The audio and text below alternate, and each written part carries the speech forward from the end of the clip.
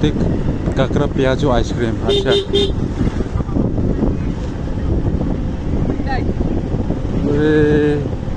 আসলে জাদুমণি ওস্তাদ আছে বলে সব সম্ভব।